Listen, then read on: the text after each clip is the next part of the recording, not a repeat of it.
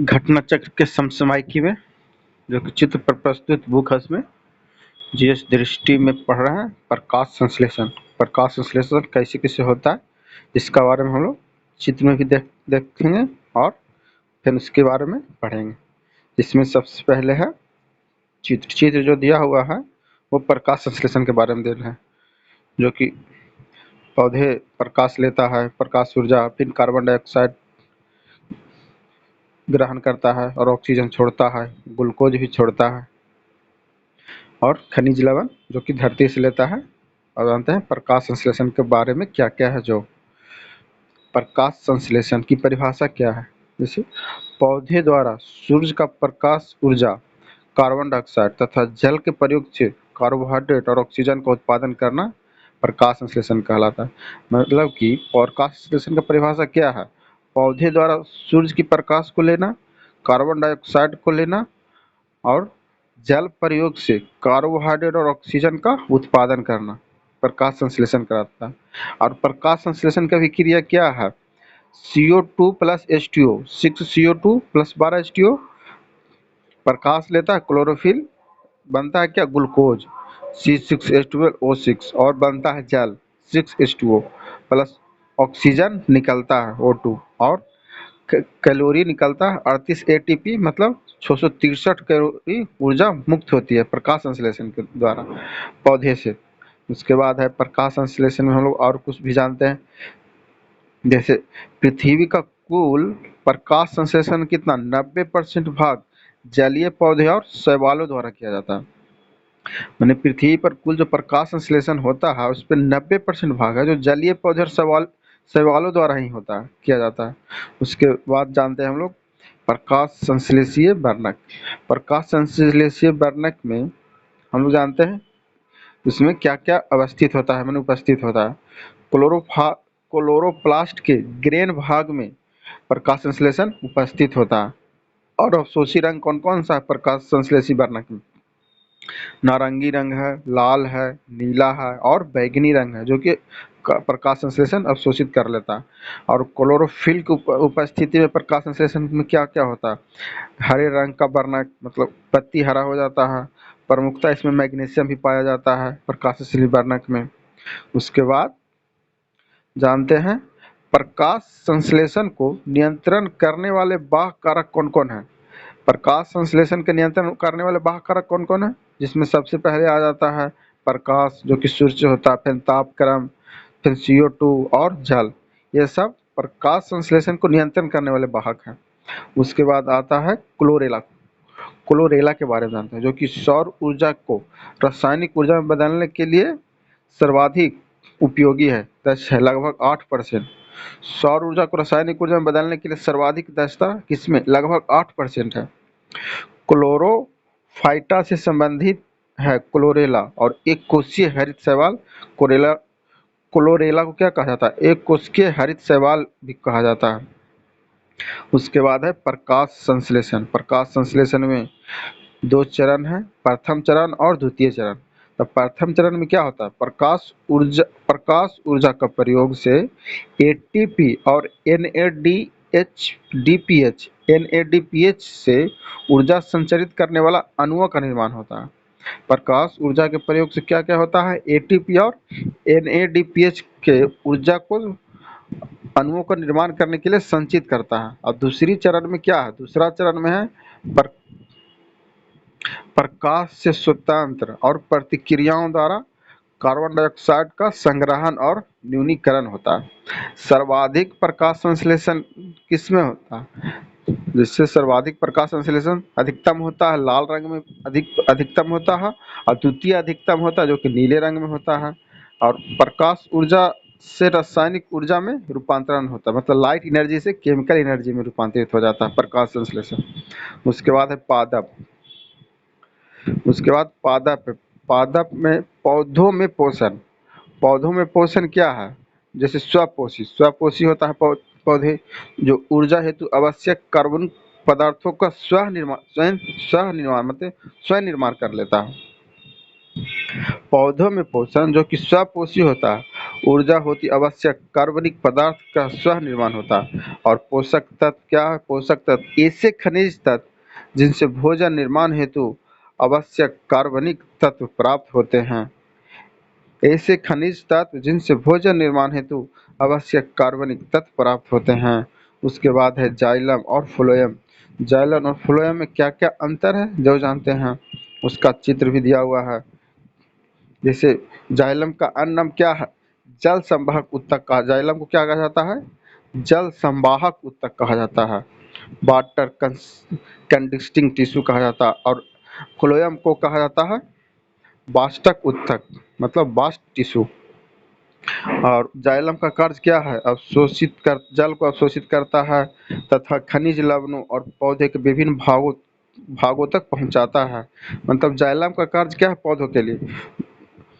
जल को अवशोषित करना और खनिज लवणों को पौधों को विभिन्न भागों तक पहुंचा देना। और वही फ्लोएम का कार्य है। क्या कार्य है फ्लोएम का? पौधे के हरे भाग में निर्मित भोज्य पदार्थ के अन्य भागों में स्थानांतरण करना। मैंने फ्लोएम का कार्य क्या है? हरे पौधे में जो निर्मित भोज्य पदार्थ है, मैंने भोजन जो बनाया उसको दूसरे अन्य भागों तक स्थानांतरण पहुंचा देना। और उसका प्रमुख भाग क्या है? फ्लोएम का प्रमुख भाग क्या है? चालनीय अवयव, सखी कोशिकाएं, फ्लोएम मृदुतक और फ्लोएम तंतु है। उसके बाद पौधे हेतु आवश्यक पोषक तत्व। पौधे हेतु आवश्यक पोषक तत्व कौन कौन है? जैसे सूक्ष्म पोषक तत्व और लघु मात्रा पोषक तत्व में आता है। कितना संख्या है? सूक्ष्म पोषक तत्व और लघु मात्रा पोषक तत्व की संख्या 8 है। आवश्यक मात्रा कम मात्रा में क्या तत्व है जो कि आवश्यक कम मात्रा में तत्व है? बोरॉन। दलहनी फसलों की गांठ हेतु आवश्यक तत्व क्या क्या है? क्लोरीन, बोरॉन, क्लोरीन, तांबा, लोहा, मैग्नीज, मॉलिब्डेनम, निकेल और जिंक जो है इसमें दलहनी फसलों में गांठ हेतु आवश्यक है। जो कि और उसके बाद है कार्य। पौधे हेतु आवश्यक पोषक तत्व के कार्य क्या क्या हैं? पौधे अपने जीवन चक्र के नियमित पूर्ण होने या विकार रहित रहने या समुचित विकास हेतु आवश्यक है। अनिवार्य तत्व कितना है? 17 अनिवार्य तत्व है आवश्यक पोषक तत्व। दीर्घ मात्रा में जो पोषक तत्व है वो 9 है। मतलब दीर्घ मात्रा में पोषक तत्व 9 है और सूक्ष्म जो लघु मात्रा में पोषक तत्व संख्या 8 है। अधिक मात्रा में जो आवश्यक तत्व है वो कौन कौन है? कार्बन हो गया पहला, फिर हाइड्रोजन हो गया, ऑक्सीजन हो गया, नाइट्रोजन नाइट्रोजन हो गया, फास्फोरस, पोटेशियम, सल्फर, कैल्शियम और मैग्नीशियम आ गया। उसके बाद अमर बेल के बारे में जानते हैं। अमर बेल है जो क्या है? पूर्ण स्तंभ परजीवी है और उसको अवृत बीजी भी कहा जाता है। अमर बेल को पूर्व स्तंभ परजीवी और अवृत बीजी भी कहता है। इसका तना पतला, दुर्बल और पीले रंग का होता है और पोषक के चारों ओर लिपट कर परजीवी मूल द्वारा भोजन, खनिज लवण व जल प्राप्त करता है। उसके बाद है पादप हार्मोन। पादप हार्मोन की परिभाषा क्या है?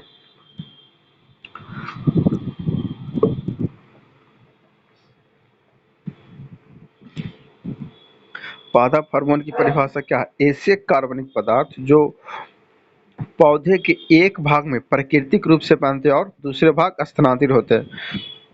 पादप हार्मोन में क्या होता है? मतलब पौधे का एक भाग जो प्राकृतिक रूप से बनते हैं और दूसरा भाग दूसरे स्थानों पर स्थानांतरित होते हैं, वही पादप हार्मोन की परिभाषा है। अब पादप हार्मोन का कार्य क्या क्या है? वृद्धि में उपयोगी, प्रजनन और अन्य उपापचयी क्रियाओं का नियंत्रण होता है। पादप हार्मोन से क्या क्या कार्य है उनका? वृद्धि करना, प्रजनन एवं अन्य उपापचयी क्रियाओं का नियमन करना या निगमन करना। अब फिर हार्मोन शब्द का प्रयोग सर्वप्रथम किसने दिया? पादप हार्मोन शब्द का सर्वप्रथम प्रयोगकर्ता कौन है? स्टार्लिंग। जो कब कब स्टार्लिंग ने कब पादप शब्द हार्मोन का प्रथम प्रयोग किया? 1906 ईस्वी में। और पादप हार्मोन का अन्य नाम क्या है? वृद्धि नियामक पदार्थ। उसके बाद हम लोग जानते हैं पादप हार्मोन के प्रमुख वर्ग और उनके कार्य। पादप हार्मोन के प्रमुख वर्ग जो कि वृद्धि वर्धक, ग्रोथ प्रोमोटर्स है, जिसमें है ऑक्सिन, जिब्रेलिन और साइटोकाइनिन है। और वृद्धि रोधक में है एबिसिस अम्ल और एथिलीन। और ऑक्सीन, ऑक्सीन में अब आ गया, ऑक्सीन में आ जाएगा अपितृ निर्वाण, बीड डिस्ट्रक्शंस, फसलों के गिरने से बचाना ऑक्सीन में होता है। अनिषेचित फल भी ऑक्सीन में हो जाता है। फिर बिना निषेच के फलों का विकास ऑक्सीन में होता है, जैसे संतरा, नींबू, अंगूर, केला, टमाटर आदि में बिना परागन व निषेचन का ही फलों का विकास हो जाता है। उसके बाद है जिब्रेलिन। जिब्रेलिन है जो कि बौने प्रजातियों की लंबाई में वृद्धि है, उसमें पुष्पासन और अनिषे अनिषेचक फलन है। बीजों का अंकुरन अंकुरन में सहायक कौन करता है? जिब्रेलिन है जो बीजों के अंकुरन में सहायक करता है। और है साइटोकाइनिन। साइटोकाइनिन का दूसरा नाम क्या है? फाइटोकाइनिन। साइटोकाइनिन का दूसरा नाम फाइटोकाइनिन। इसका कार्य क्या क्या है साइटोकाइनिन का? कोशिका का विभाजन करना, जीर्णांतता को रोकना और क्लोरोफिल को नष्ट करने से बचाना, सब साइटोकाइनिन का कार्य है।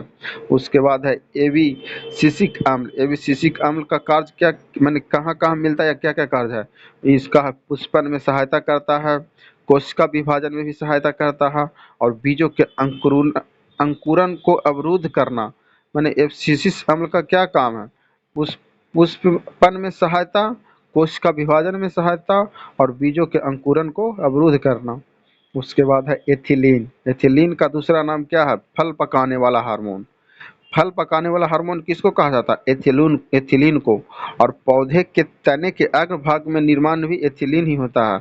और एथिलीन का कार्य क्या है? फलों को पकाना, पत्तियों और फल पुष्पों को विलयन को तीव्रता करना। पादप जनन। पादप जनन का परिभाषा क्या है? पौधे द्वारा अपनी तरह का संतति उत्पन्न करना, मतलब पौधे द्वारा जो अपनी तरह का दूसरे पौधों को भी उत्पन्न करना, वही पादप जनन का परिभाषा है। और पादप जनन में के प्रकार कितने हैं? दो प्रकार का, एक लैंगिक जनन और अलैंगिक जनन। जनन हेतु प्रमुख पादप का भाग क्या है? पुष्प। पुष्प में आ गया पुंकेसर, स्त्री केसर, जो कि प्रजनन अंग है। प्रजनन अंग है पुंकेसर और स्त्री केसर। पुष्प के विभिन्न भाग।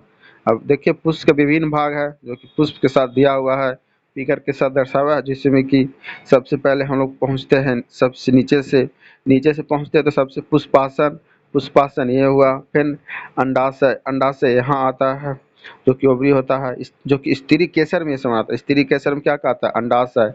वर्तिका, वर्तिकाग, वर्तिकाग हो गई जो सबसे ऊपर है, और वर्तिका यहाँ उसके नीचे आता है। फिर इधर आता है बीजांड, ओवल, बीजांड इसको बोलते हैं। उसके बाद बाह्यदल जो कि ये है, और दल, दल जो कि सबसे बाहर होता है। तंतु जो अंदर होता है, फिलामेंट उसको बोलते हैं। फिर परागकोश, परागकोश यहाँ होता है। तो ये सब परागकोश और तंतु किस में आता है? पुंकेसर में, जो कि, और डंठल है जो सबसे नीचे होता है। उसके बाद है परागन। परागन के बारे में सबसे पहले जानते हैं। परागन का परिभाषा क्या है? पराग कणों को परागकोश से वर्तिका तक पहुंचाने की प्रक्रिया को परागन कहा जाता है। माने पराग कणों के परागकोश परागकोश से वर्तिकाग्र तक पहुंचाने की प्रक्रिया को परागन कहा जाता है। और इसमें दो प्रकार होते हैं, स्वपरागन और पर परागन। उसके बाद हम लोग जानते हैं स्तंभ कर्तन। स्तंभ कर्तन मतलब स्टीम कटिंग। स्टीम कटिंग में क्या है? जनक पौधे मतलब पेरेंट प्लांट के तने को एक भाग से नए पौधों को विकास करना ही जनक स्तंभ कर्तन कहलाता है। जनक पौधे जो दूसरे पौधे हैं, इसका उदाहरण जैसे क्या है? बोगेनविलिया, कार्नेशन, गुलाब तथा अंगूर। इसमें कोको, बीज प्लस स्तंभ कर्तन को कोको कहते हैं। जैसे गन्ना में तने में उपस्थित पर्व, नोड्स तथा पर्व संधियों के प्रयोग से स्तंभ कर्तन या तना काट विधि द्वारा प्रवर्धन किया जाता है। उसके बाद है पृथक पृथक पक्वता या भिन्न काल पक्वता। का परिभाषा क्या है? उभयलिंगी पुष्पों में पुमंग तथा जयांग को में अलग अलग रूप में बांटना, परिपक्व करना, वो कहलाता है पृथक पक्वता। इन पुष्प स्वपरागण संभव नहीं है। दो पर इसका दो प्रकार है, पूर्व पुंपकवता और पराग कोश को अंडाशय से पहले परिपक्व होना, और पूर्व स्त्री पक्वता अंडाशय को पराग कोश के पहले परिपक्व होना। दाब तकनीकी में क्या होता है? पौधों की तना शाखा को दबाकर भूमि से संपर्क कराए जाने के कारण तने में उग आई जड़ों को काटकर नए पौधे के रूप में उगाना। इसका उदाहरण चमेली है दाब तकनीकी में। उसके बाद हम लोग कायिक प्रवर्धन के बारे में जानेंगे।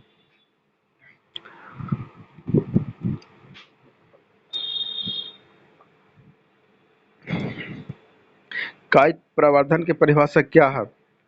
बिसा बिना किसी जननांग की सहायता से किसी पौधे के दो के भागों जैसे तना और पत्ती आदि में नए पौधों का विकास क्या कहलाता है? कायिक प्रवर्धन। वेजिटेटिव प्रोपोगेशन, इसमें अलैंगिक जनन विधि द्वारा होता है कायिक प्रवर्धन। इसकी प्रारंभिक विधि क्या है? स्तंभ कर्तन या तना काट स्टीम कटिंग होता है। इसमें दाब लगाना मतलब लेयरिंग होता है, और कलम बांधना ग्रिफ्टिंग होता है। और इसकी विशेषता क्या है? नए पौधे को अधिकारी एवं आनुवंशिकीय रूप से अपने जनक के समरूप करना। पादपों का आर्थिक महत्व क्या है? जिसमें पादपों का आर्थिक महत्व हम लोग जानते हैं क्या? सूरजमुखी के बारे में। सूरजमुखी का दूसरा नाम क्या है?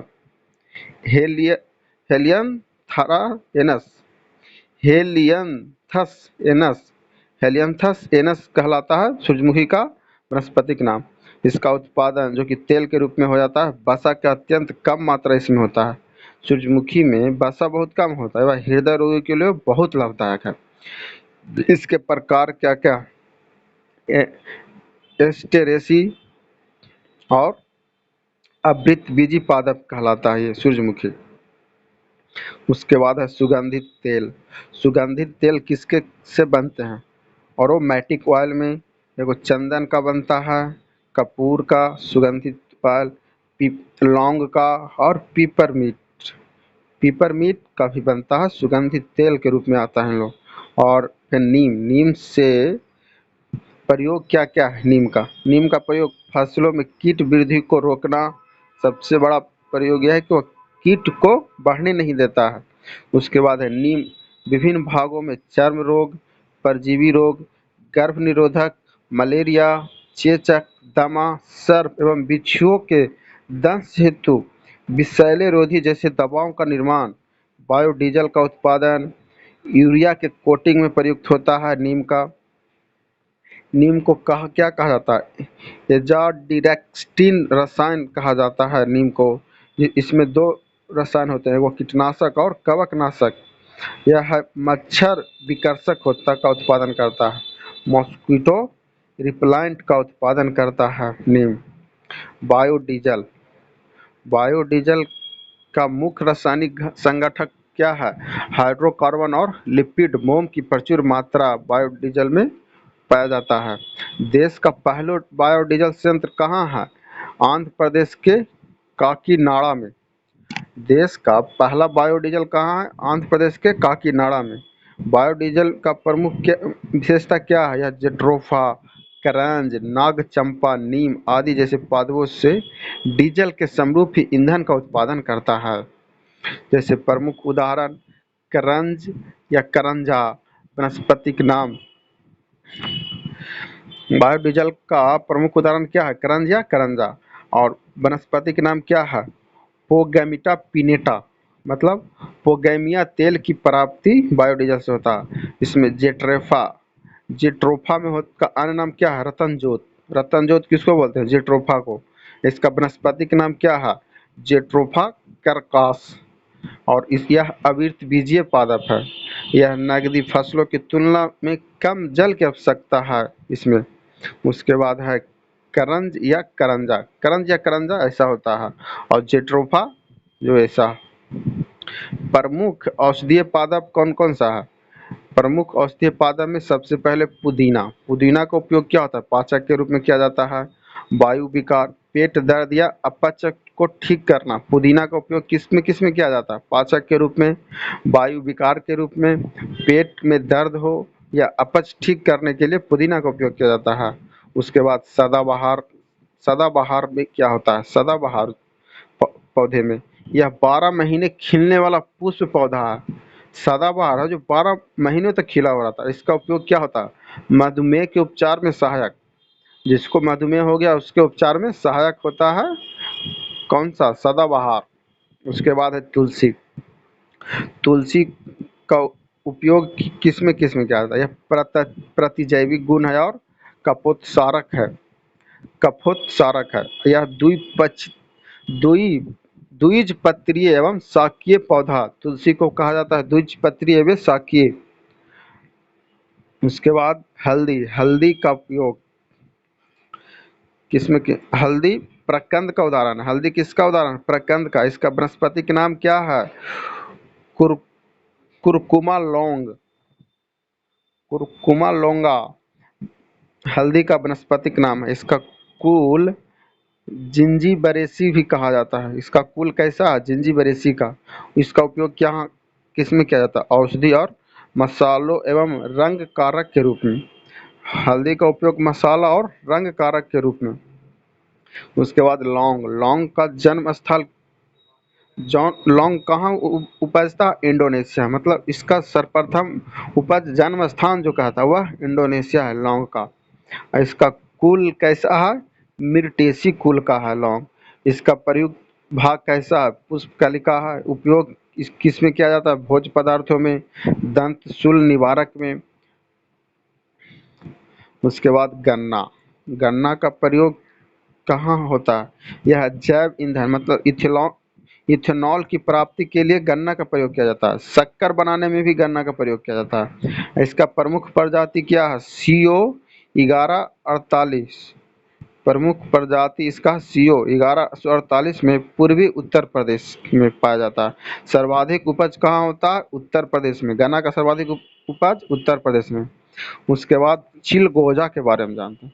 चिलगोजा का वनस्पतिक नाम क्या है? पाइनस जिराडियाना। चिलगोजा का वनस्पतिक नाम क्या है? पाइनस जिराडियाना।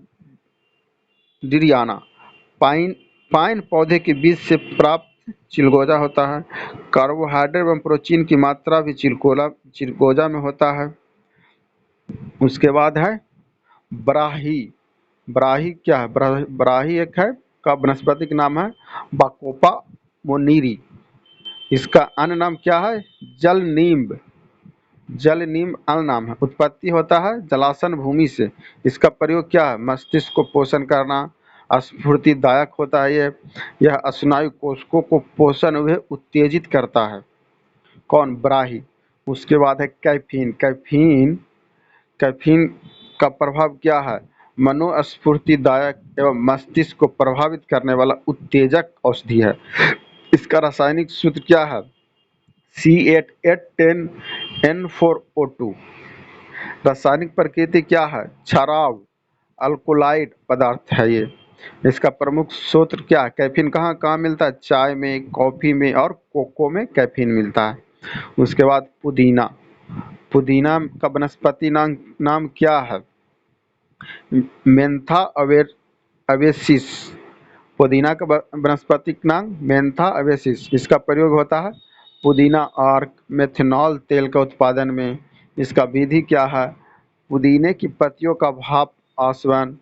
भारत द्वारा संपूर्ण विश्व की मेंथा आपूर्ति का 80% उत्पादन, जो कि सर्वाधिक उत्पादन उत्तर प्रदेश में होता है। उसके बाद क्रिकेट बैट। क्रिकेट बैट का निर्माण किससे होता है? बिलों की लकड़ी से। बिलों का वनस्पतिक नाम क्या है? Salix Alva.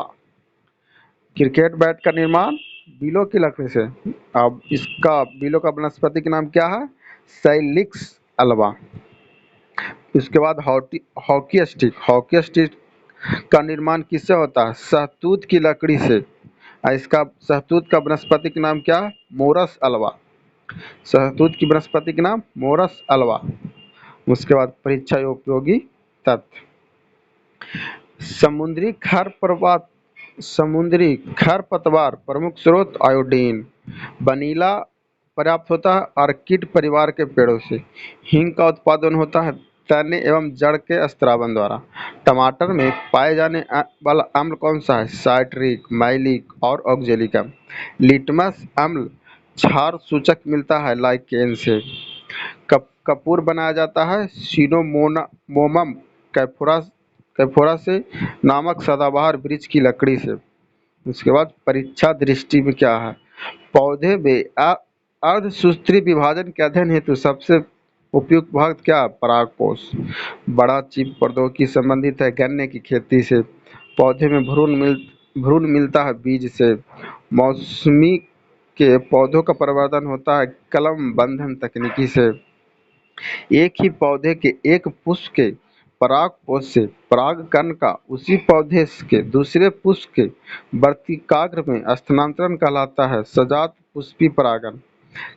कंचन उत्तम किस्म है आंवले की। प्रमुख पादप रोग। पौधों में कवक जनित रोग जैसे गेहूं का काला टिक्का किसके कारण होता है?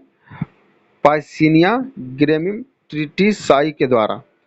पाइसिनिया ग्रेमिनीस ट्रिटिसाई के द्वारा गेहूं का काला कीट होना। गेहूं का सलगंड अस्मट रोग किससे होता है? अस्टिलैगोनुडा ट्रिटिसाई द्वारा।